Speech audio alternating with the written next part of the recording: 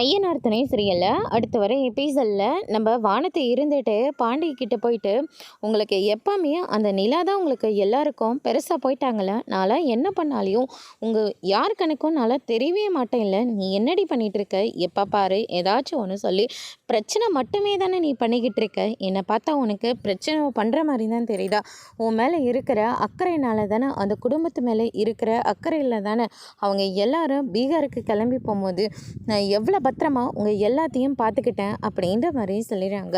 ஆமாண்டி, சாப்பாடு சாப்பாடுன்னு சொல்லி எங்களை டென்ஷன் பண்ண தான் ரொம்ப அதிகம் நீ அப்படின்னு சொல்லிட்டு பாண்டி வந்து சொல்லிடுறாங்க. ஆனால் ஒன்று மாதிரிலாம் அவங்க கிடையாதுரே, அவங்க எவ்வளோ பெரிய வசதியான வீட்டில் இருந்து வந்தவங்க.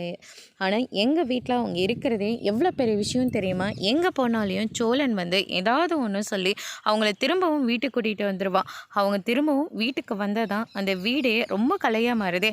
ஏன் இப்போ கூட தானே அவங்க அப்பா கூட கிளம்பி போனபோது பழையபடியே எங்கள் வீடு ஆயிடுச்சு தெரியுமா. பார்க்குறவங்க எல்லாரும் எங்கள் வீட்டை பற்றி மறுபடியும் தப்பாக பேச தான் ஆரம்பித்தாங்க.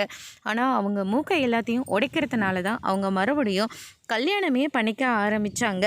உனக்கு என்ன தான் பிரச்சனையோ தெரியல, அப்படி அவங்க உனக்கு என்னடைய பாவம் எப்போ பார்த்தாலையும் அவங்கள ஏதாவது ஒரு குறை சொல்லிக்கிட்டே இருக்க அப்படின்ற மாதிரி சொல்லிடுறாங்க. அதுக்கடுத்து தான் வந்து பார்த்தீங்கன்னா, இனிமே நீ என்றைக்கும் என்னை புரிஞ்சுக்க போகிறதும் கிடையாது, உங்ககிட்டலாம் பேசுகிறதே வேஸ்ட்டு அப்படின்னு சொல்லிட்டு நம்ம வானத்தை அங்கேருந்து கிளம்பிடுறாங்க. அதுக்கடுத்து தான் வந்து பார்த்திங்கன்னா இந்த சைடு நம்ம பாண்டி இருந்துட்டு, இவ பேசினாலே நமக்கு கஷ்டமாக இருக்குது, பேசாமல் போனாலே நம்மளுக்கு கஷ்டமாக இருக்குது அப்படின்னு சொல்லிட்டு அவர் ஒரு பக்கம் நினச்சிக்கிட்டு இருக்காங்க. அதோட பிரம்ம முடிச்சிருக்காங்க.